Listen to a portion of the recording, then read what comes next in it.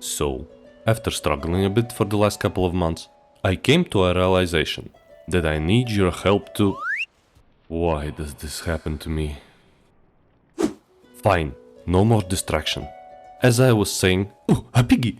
Who's a good boy? Who's a good boy? Oh yes you are!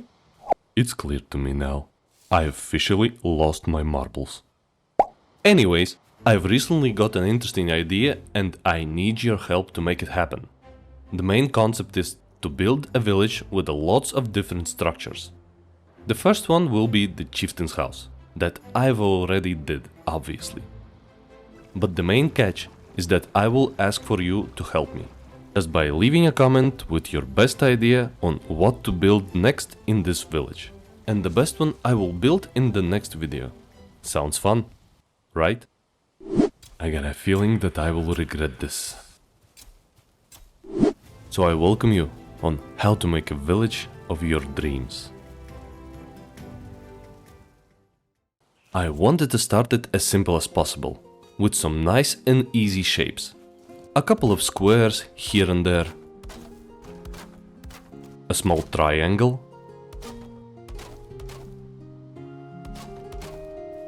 a circle right next to it to make it snappy, a strange rectangle on the side, and a simple spiral that is placed almost in the center. You think I'm serious? Not in a million years will I make such a monstrosity.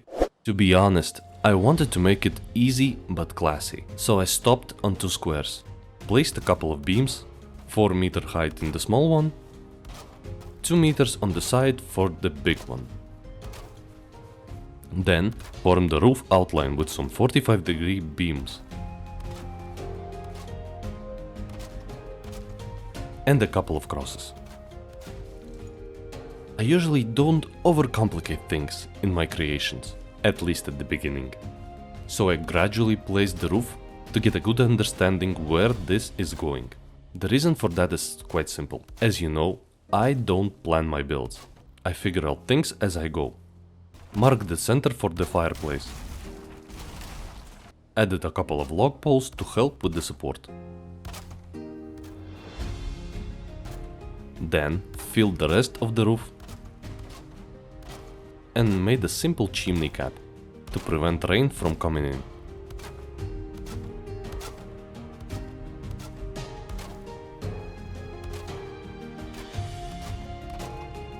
Connected the roof to the ground so it looks more dynamic. All that is left is to fill the empty spaces. A couple of gaps for the peepholes will be fine.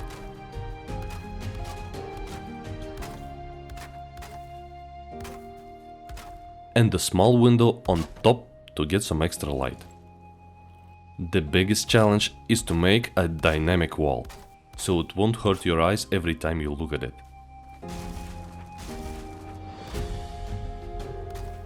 This place will have a second floor, but a small one, just to be able to stay the night.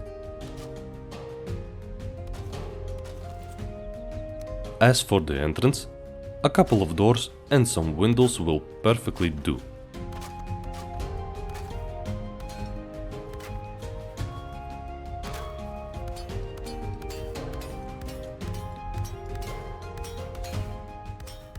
Now here's where the interesting part begins. To bring this to life, I almost always start by adding some overhangs. Just a small one, to bring that build some depth. And it prevents structures from decaying when you're making layers to bring the dimension to the wall. Just a quick saying. Before my mental vacation, I was working on a project. A memorable inn from the Witcher series. I had so many interesting ideas while building it. But unfortunately, I never finished it. Maybe one day I will bring it to life. But for now, let's finish what we already started. One of those ideas that I mentioned is combining different angle roof pieces. You will see what I had in mind a bit later in the video. As for the entrance, the main goal was to create something like a canopy, that will gradually decay from the rain and bring this place some character that it requires. And to make it look interesting, manually enhanced a couple of custom pillars under it.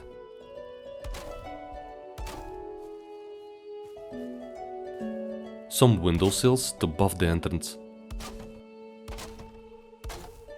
and a bunch of decorative pillars around the place. As for the backside of this build, to make it more pleasant to the eye, added a couple of custom pillars and popped out the back door entrance. It was already fine as it was, but something in the back of my mind whispered to me, I need more. So I started placing more things to the composition, to give it even more depth. If you only knew how much time I've spent on some of my builds, trying to get that single wall to look good is just insane.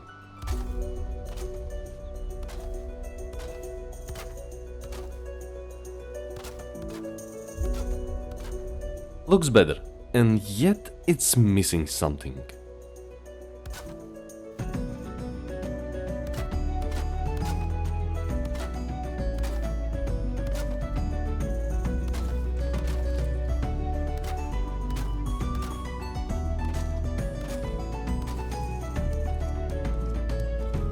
Now I can look with satisfaction in my heart.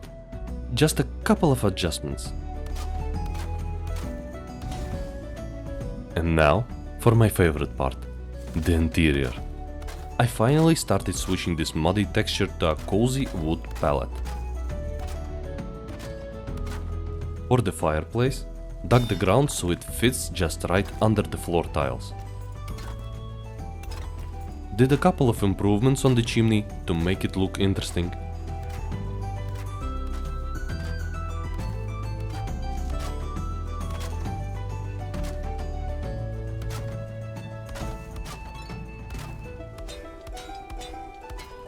As well raised the platform to my throne.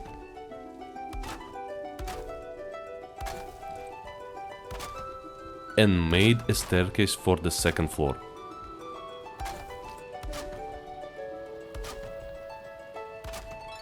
As for those who still wondering about the mixed roof, the part that sticks out creates a perfect snap point for the build's visual support. Let me show you what I mean.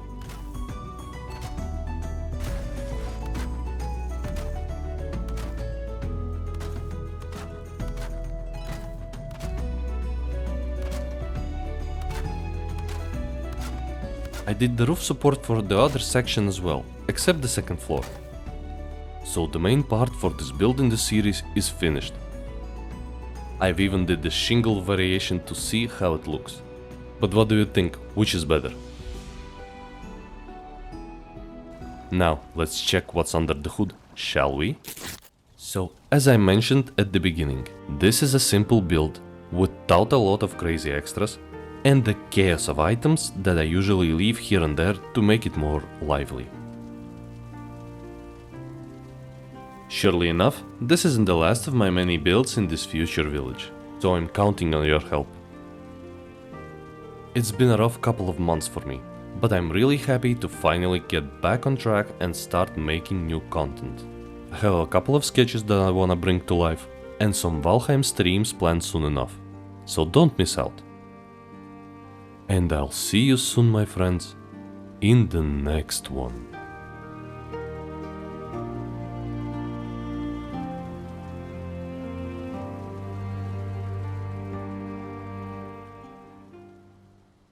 I'm gonna love you and squeeze you and hug you and kiss you.